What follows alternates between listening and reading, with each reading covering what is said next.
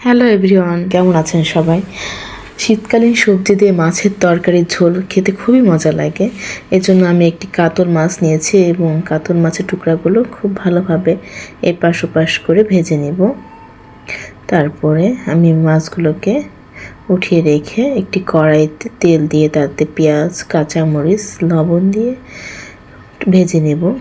কিছুটা নরম হয়ে গেলে আমি তাতে রসুন বাটা দিয়ে আর একটু ভেজে একটু পানি দিয়ে তাতে হলুদের গুঁড়া, মরিচের গুঁড়া, জিরার গুঁড়া দিয়ে কষিয়ে নেব এবং তাতে আমি